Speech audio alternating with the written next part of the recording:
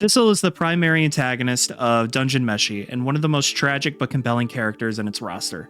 From living long enough to see all of his loved ones die, to seeing his kingdom fall into ruin because of its desperate need for control and power, Thistle has lived a life that, for lack of a better term, is pretty rough. What makes him a really compelling character to a lot of people is the genuine feelings of grief and sadness he displays throughout the entire show.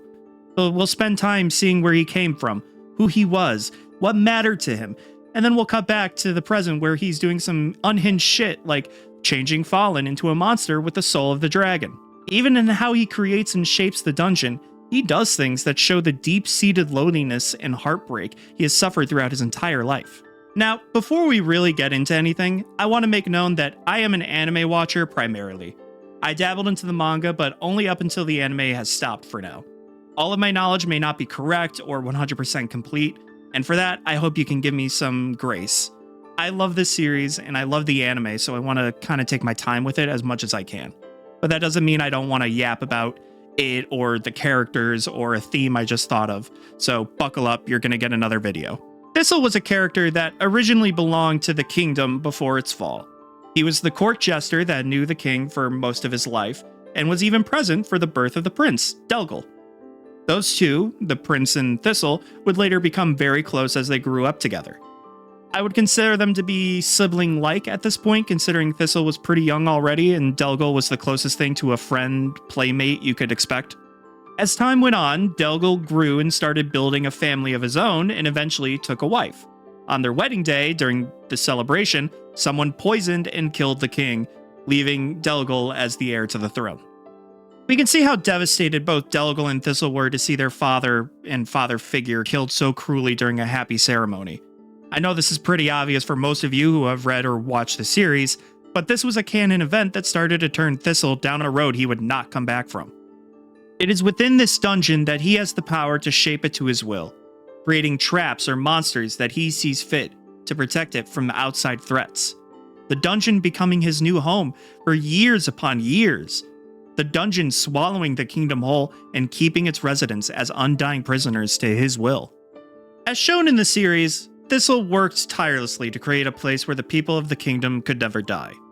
His paranoia and need for control fed into his search for power, ultimately creating a series of events that are more horrific than death ever was. To Thistle, this is what he needs to do to protect everyone, to protect his loved ones. He created a massive dungeon filled with various monsters, traps, and an ever-changing landscape that keeps outsiders out as best as it can. Of course, we know one of the major monsters that he had a hand in creating, or taming, was the Red Dragon. But how many more major monsters does he have protecting the dungeon? He's willing to go as far as using the body of an adventurer to recycle the soul of the Red Dragon after it died to Laios' party. By doing this, it shows that he is so unwilling to lose something that he will commit even greater atrocities to get back what he lost, even if it's mangled beyond recognition both literally and metaphorically. But while his efforts do keep the kingdom safe, it leaves the souls of those close to him trapped in an internal limbo, never needing to eat, never seeing the outside world again, never passing on in peace. They're trapped in a dollhouse, unable to live the lives they previously had, unable to grow and change. In my last video talking about Senshi, which you should totally go watch because it's awesome, I talked about the differences between how characters deal with their trauma. For a lot of characters in the series, they use their trauma to find better solutions for themselves. This could be as simple as running away from something that scares you, to facing what scares you head on so it holds no more power over you. With Senshi, he spent so long afraid of what he might have done, what he survived, and who he lost that it paralyzed him from moving on from the dungeon and going back home. He created a life where he focused on being self-sufficient, helpful, and knowledgeable enough to understand everything around him in the dungeon. Instead of running away from his trauma, he focused his efforts on being able to survive and using those skills to help others too.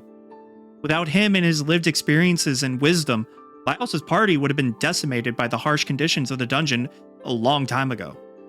It's because of his kindness and ability to move forward that he was able to keep them all fed and safe.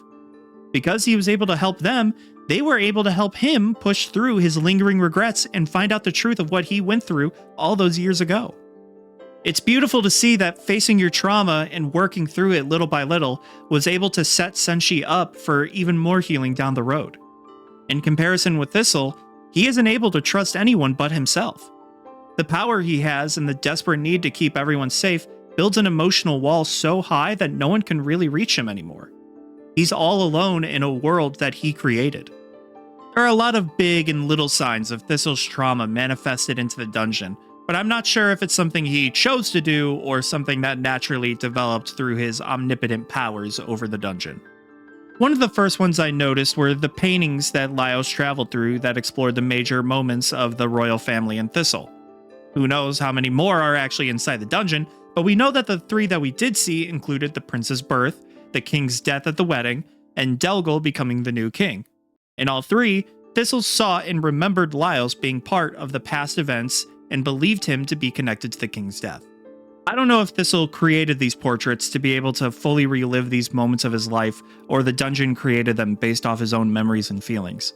Regardless, it's incredibly heartbreaking to see where all of this madness began with him, and how heartbroken Thistle was over losing the king and potentially losing more of the royal family. Another example that I noticed and have talked about before is the creation of the dungeon. By creating this dungeon, he's trapping the citizens of the kingdom into a life of eternal life.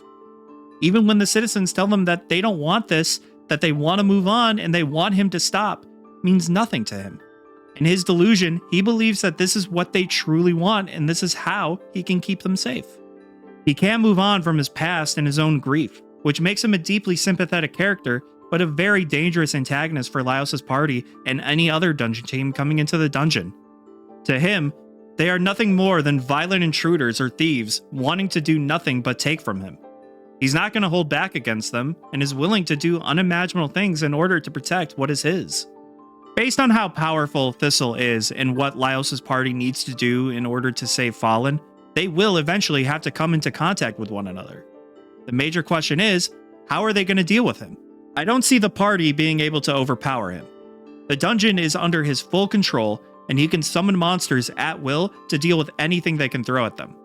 Judging based off their last fight after dealing with the Red Dragon, they barely survived by running away and having the spirits of the kingdom help them find secret passages to safety.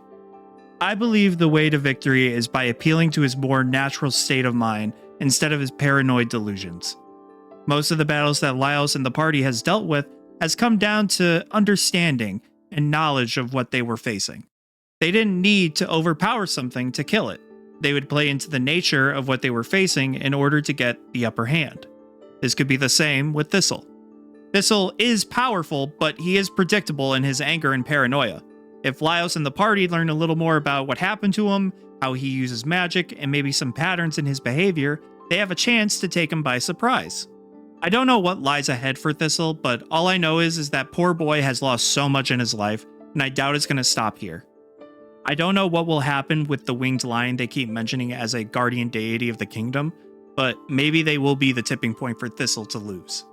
Thistle is a deeply sympathetic character, and it hurts my heart to know that deep down this young man is hurting so badly, but doesn't want to reach out for help. He's entrenched in his beliefs and thinks that everything will be fine as long as he has the power over the dungeon. Little does he know that he is losing so much more in the long run by trying to fight death in reality. At the start of the series, when they discuss how the dungeon was discovered, they explained that the king from the kingdom escaped to the surface to warn them of the Mad Mage hidden deep in the dungeon. It's very likely that this was Delgul, but in that same scene, they explained that as soon as he told them about the dungeon and left the boundaries, he crumbled away. I doubt that even Thistle knows that the one person he loves so deeply is now gone. He believes that somewhere Delgul is hiding from him, and he needs to find him. How can I truly hate this character? I see his pain, his grief, and his reluctance to move on. He's suffered for so long and continues to force that suffering not only on himself, but the kingdom he loves too. I can only hope whatever future he has will finally bring him peace and stop the unnatural injustices he has been enacting on everybody in the dungeon. If you made it this far, I wanted to say thank you for watching.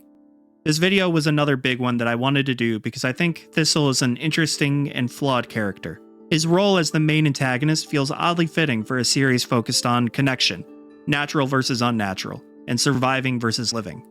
Thistle is a great character that you could mistake for a typical anime villain. Always power hungry, must be beaten through the power of our heroes in an epic battle. But I don't think that's where the story's going to go for him. Nothing about his power or status as Dungeon Master shows me anything but a man who is deeply hurting and scared to be truly alone. Once again, thank you all for watching. Please like, comment, and subscribe, and I'll see you all in the next one. Take care.